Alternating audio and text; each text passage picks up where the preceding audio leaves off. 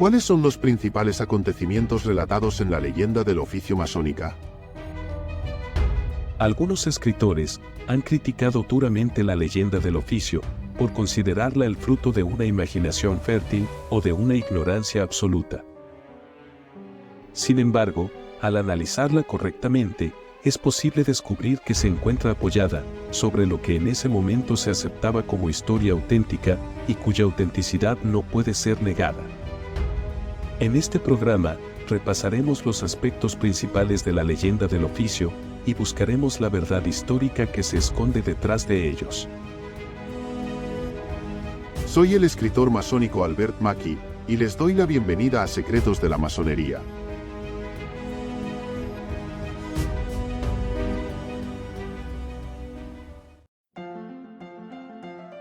Resumen de la leyenda del oficio.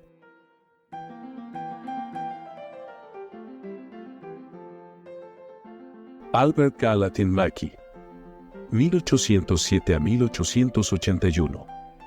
Masón y escritor estadounidense, autor de diversos libros y enciclopedias masónicas. Capítulo 19. Resumen de la leyenda del oficio. La leyenda del oficio, tal como se nos presenta en lo que he llamado los manuscritos posteriores, es decir, el Dowland y aquellos que los siguen hasta el de Papworth, comienza con una disertación sobre las 7 artes y ciencias liberales. Nota. El poema Halliwell, aunque difiere de los manuscritos posteriores en muchos aspectos, concuerda con ellos en ofrecer un discurso sobre las artes y las ciencias. Ya he demostrado que, entre los escolásticos contemporáneos de los leyendistas, estas 7 artes y ciencias eran consideradas, en el currículo educativo, no tanto como el fundamento, sino como el edificio acabado de todo el conocimiento humano. La leyenda, naturalmente, participó del espíritu de la época en que fue inventada.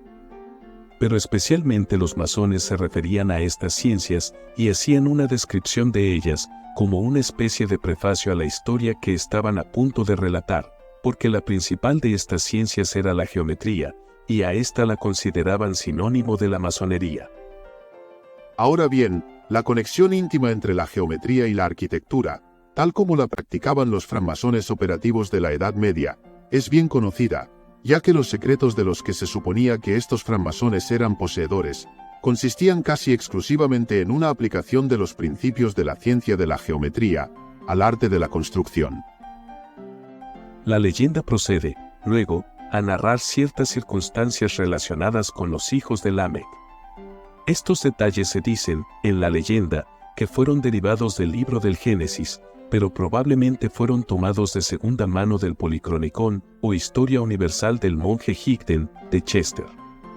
Esta parte de la leyenda, que no está conectada de otra manera con la narrativa masónica, parece haber sido introducida para hacer alusión a las columnas en las que se dice que los hijos de Lamec inscribieron un relato de las ciencias que habían descubierto, para que el conocimiento de ellas no se perdiera a consecuencia de la destrucción del mundo que temían.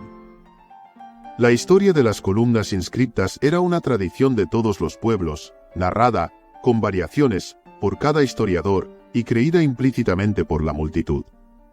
Los leyendistas de la masonería obtuvieron el relato de Josefo, quizás a través de Higden, pero lo alteraron para adecuarlo al espíritu de su propia narrativa. A continuación, se nos dice que Hermes descubrió una de estas columnas, y a partir de la información que contenía, pudo restaurar el conocimiento de las ciencias, y especialmente de la masonería, al mundo postdiluviano.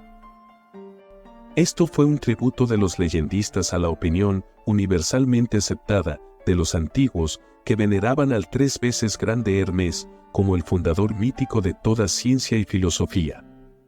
Luego se nos dice que Nimrod, el poderoso cazador ante el Señor, aprovechó la sabiduría que Hermes había recuperado. Se distinguió por sus obras arquitectónicas y dio importancia, por primera vez, al arte de la masonería en la construcción de la Torre de Babel. La leyenda atribuye a Nimrod la creación de los masones como un cuerpo organizado, y fue el primero en darles una constitución o leyes para su gobierno. La masonería, según el relato legendario, fue fundada en Babilonia, ¿de dónde pasó al resto del mundo? En todo esto encontramos, simplemente, un reconocimiento de la opinión histórica de que Caldea fue la cuna del conocimiento y que los sabios caldeos fueron los maestros primitivos de Asia y Europa. Los descubrimientos modernos de las inscripciones cuneiformes muestran que los leyendistas masónicos, por casualidad, obtuvieron una idea más correcta del verdadero carácter de Nimrod que la que se había tenido hasta entonces, basada en la breve alusión a él en el Génesis y en el relato despectivo de él en las Antigüedades de Josefo. Las leyendas monásticas habían hecho de Abraham un contemporáneo de Nimrod, y el libro del Génesis había descrito la visita del patriarca y su esposa a la tierra de Egipto. Combinando estas dos afirmaciones, a los leyendistas se les sugirió la idea de que Abraham había llevado a Egipto el conocimiento que había adquirido de los caldeos y lo enseñó a sus habitantes. Así se afirma que Egipto fue, después de Babilonia, el lugar donde las artes y las ciencias se cultivaron primero y de allí se diseminaron a otros países. Entre estas artes y ciencias, la geometría, que hemos visto que siempre estuvo conectada en la mente masónica con la arquitectura, ocupaba un lugar prominente. Quien la enseñó a los egipcios fue típicamente representado con el nombre de Euclides, porque los viejos masones estaban familiarizados con el hecho de que se le consideraba entonces, como se le sigue considerando, el mayor de los geómetras y casi el inventor de la ciencia. Aceptando la alusión a Euclides, no como un anacronismo histórico, sino más bien como la expresión de una idea simbólica, difícilmente podemos clasificar la afirmación legendaria sobre el estado del aprendizaje en Egipto como una ficción pura y sin adulterar. Es un hecho indudable que Egipto fue la tierra primitiva de donde la ciencia y el aprendizaje fluyeron hacia el sur de Europa y el oeste de Asia. Tampoco se puede discutir que la civilización allí había madurado mucho antes de que Grecia o Roma fueran conocidas. Además, se concede que los antiguos misterios de donde la masonería ha derivado, no su organización, sino una parte de su ciencia del simbolismo, recibieron su nacimiento en la tierra del Nilo, y que los misterios de Osiris e Isis fueron los prototipos de todas las iniciaciones místicas que se celebraron en Asia y en el sur de Europa.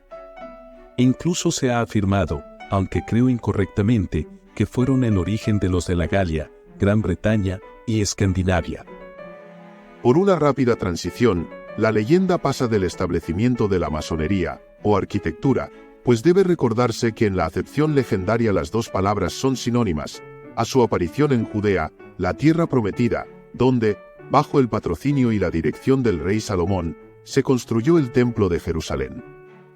Todo lo que se dice en esta parte de la leyenda pretende ser tomado del relato bíblico de la misma transacción y debe tener el mismo valor histórico. En cuanto al error cometido en el nombre y la designación, de quien ahora es familiarmente conocido por los francmasones como Hiram Abiv, se ha dado una explicación suficiente en un capítulo anterior. A continuación, tenemos un relato de los viajes de estos masones o arquitectos que construyeron el templo hacia varios países para adquirir conocimientos y experiencia adicionales y para diseminar los principios de su arte. La falta de cuidado con la cronología, de la que ya he advertido, tan peculiar de la ignorancia generalizada de la época, ha llevado a los leyendistas a conectar esta difusión de la arquitectura entre los diversos países civilizados del mundo, con los masones tirios y judíos.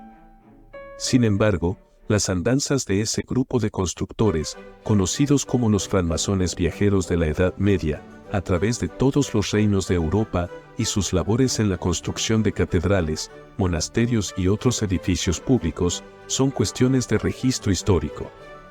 Así, la idea histórica está bien preservada en la leyenda, de un grupo de artistas que vagaban por Europa y eran empleados en la construcción de catedrales, monasterios y otros edificios públicos. La leyenda, a continuación, relata la introducción de la arquitectura en Francia y la influencia ejercida sobre ella por los arquitectos griegos, quienes llevaron con ellos a ese reino los principios del arte bizantino. Estos son hechos que están sostenidos por la historia. La prominencia dada a Francia sobre España, o Italia, o Alemania, es, creo, simplemente otra prueba de que la leyenda fue de origen francés o fue construida bajo influencia francesa. El relato de la condición de la masonería o arquitectura entre los británicos en la época de San Albano o el siglo IV es simplemente una versión legendaria de la historia de la introducción del arte de la construcción en Inglaterra durante la dominación romana por los Collegia Artificum o colegios romanos de artesanos, que acompañaron a las legiones victoriosas cuando vencieron a Hesperia, la Galia y Gran Bretaña y colonizaron a medida que las vencían. La decadencia de la arquitectura en Gran Bretaña, después de que los ejércitos romanos abandonaran ese país, para proteger el imperio de las incursiones de las hordas bárbaras del norte, como consecuencia de lo cual Gran Bretaña quedó en un estado desprotegido, y rápidamente se vio envuelta en guerras con los pictos, los daneses y otros enemigos. Es narrada a continuación en la leyenda, y es su versión de un hecho histórico. También es históricamente cierto que en el siglo VII se restauró la paz en las partes septentrionales de la isla, y que Edwin, rey de Northumbria, cuya capital era la ciudad de York, revivió las artes de la civilización, otorgó su patrocinio a la arquitectura, y mandó construir muchos edificios públicos, entre otros la Catedral de York. Todo esto se cuenta en la leyenda, aunque, por un error del cual ya he dado cuenta, Edwin, el rey northumbriano, fue confundido en la leyenda posterior con el hermano de Athelstan. La segunda decadencia de la arquitectura en Inglaterra, como consecuencia de las invasiones de los daneses y las guerras intestinas, así como las extranjeras que desolaron el reino hasta el reinado de Athelstan, a principios del siglo X, cuando se restauró la paz total, es brevemente aludida en la leyenda, conformándose así a la historia de ese periodo turbulento.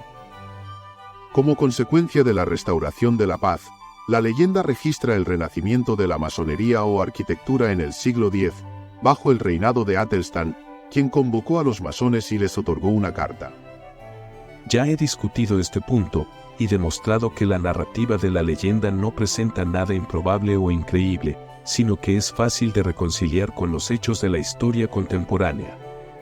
Solo tenemos que reconciliar las dos formas de la leyenda, afirmando que Edwin de Northumbria revivió la masonería en una asamblea convocada por él en York, y que Athelstan restauró su prosperidad decaída, mediante su patrocinio general y las cartas que otorgó a los gremios o corporaciones de artesanos.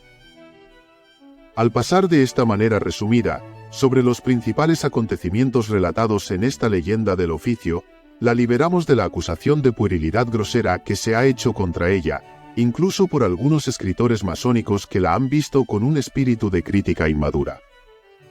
Encontramos que sus afirmaciones no son fruto de una imaginación fértil, o las invenciones crudas de una ignorancia absoluta, sino que, por el contrario, realmente tienen un apoyo en lo que en ese momento se aceptaba como historia auténtica, y cuya autenticidad no puede, ni siquiera ahora, ser refutada o negada.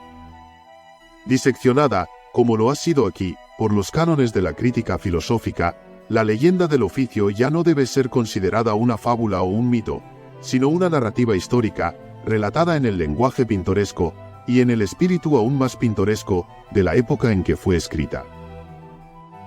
Pero después del resurgimiento de la francmasonería, a principios del siglo XVIII, esta leyenda, en su mayor parte mal entendida, sirvió como una base fundamental sobre la cual fueron erigidas, primero por Andersen, y luego por otros escritores que lo siguieron, narrativas expandidas del surgimiento y progreso de la masonería, en las cuales las ideas simbólicas o las sugerencias míticas de la antigua leyenda fueron a menudo desarrolladas y ampliadas en afirmaciones, en su mayor parte, totalmente fabulosas.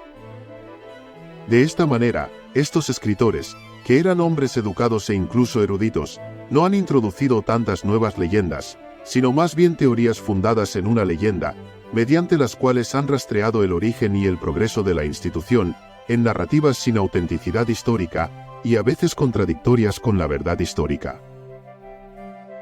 El modo en que se ha intentado apoyar estas teorías, mediante la citación de hechos supuestos, ha causado que, en cierta medida, tomen la forma de leyendas. Pero para distinguirlas de las leyendas puras, que existían antes del siglo XVIII, he preferido llamarlas teorías. Su tendencia principal ha sido, mediante el uso de afirmaciones no autenticadas, confundir la verdadera historia de la orden. Y sin embargo, han asegurado un lugar tan prominente en su literatura, y han ejercido tanta influencia en las ideas masónicas modernas, que deben ser revisadas y analizadas extensamente, para que el lector pueda tener una comprensión completa de la historia legendaria de la institución. Porque de esa historia legendaria, estas teorías, fundadas como están en tradiciones asumidas, constituyen una parte. Teniendo prioridad en la fecha, la teoría del Dr. Anderson será la primera en reclamar nuestra atención.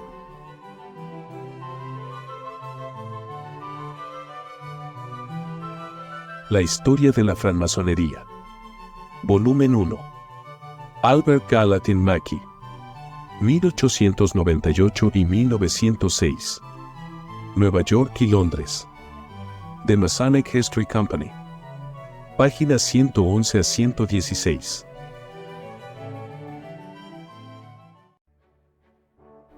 Si te gustó este programa, dale like y suscríbete al canal para que puedas seguir creciendo.